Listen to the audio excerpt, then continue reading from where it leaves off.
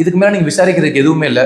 உடனடியாக ஒரு 2 நாள் விசாரிக்கிறீங்களா, 3ஆவது நாள் தண்டனையை கொடுத்துட்டு போங்க. அப்படி தண்டனையை கொடுக்கும்போது தான் நாளை பின்ன ஒரு மேலே இந்த மாதிரி நம்ம கண்ட்ரோலை மீறி ஒரு எண்ணம் வருது, ஒரு தப்பான எண்ணம் வருது அப்படின்னு நினைக்கும் போது இந்த விஷயம் கண்ணு முன்னாடி வந்து போகும். வாழ்க்கையவே தொலைச்சிடக்கூடாது, நம்ம ரொம்ப பொறுப்பாக இருக்கணும், கவனமாக இருக்கணும், அக்கறையாக இருக்கணும்னு.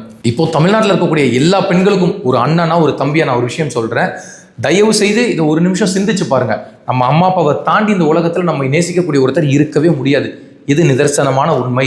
அப்படிப்பட்ட பெற்றோருக்கு நம்ம உண்மையா இருக்கணும். அவங்க கொடுக்கக்கூடிய ஃப்ரீடமை யூஸ் பண்ணணுமே தவிர மிஸ்யூஸ் பண்ணக்கூடாது. இந்த பொண்ணு விஷயத்தை வச்சு எல்லாருமே ரொம்ப ஹை அலர்ட் ஜோனா இதை எடுத்துக்கோங்க. இது உண்மையிலேயே எல்லா பொண்ணுகளும் சிந்திக்க வேண்டிய ஒரு நேரம். இது கோயம்புத்தூர்ல நடந்துச்சு, நாளைக்கு இன்னொரு மாவட்டத்தில் நடக்கிறதுக்கோ இல்லை இன்னொரு நகரத்தில் நடக்கிறதுக்கோ ரொம்ப நேரம் ஆகாது. அதற்கு இடம் கொடுக்காம இருந்துட்டோம் அப்படின்னா நம்ம எல்லாருமே ஒரு பாதுகாப்பான வாழ்க்கையை வாழலாம். மீண்டும் ஒரு முறை சொல்றேன், ஒருவேளை அந்த தங்கச்சி அந்த இடத்துல ஒரு தனிமையான இடத்துல போகாமல் இருந்திருந்தால் இன்னைக்கு இவ்வளோ பெரிய துயரம் நடந்திருக்காது. அவங்க ஏர்போர்ட் வாசலில் உட்காந்து பேசி இருந்திருக்கலாம், இல்லை எவ்வளவோ இடங்கள் இருக்கு தனிமையை ஸ்பெண்ட் பண்ணணும் அப்படின்னு நினைச்சிருந்தாங்கன்னா. ஆனால் அவங்க தேவையில்லாமல் ஒரு ரிஸ்கியான இடத்த சூஸ் பண்ணது தான் இன்னைக்கு இவ்வளோ பெரிய ஒரு ரிஸ்க் ஃபேக்டர் அவங்க வாழ்க்கைக்கு அமைஞ்சிருச்சு.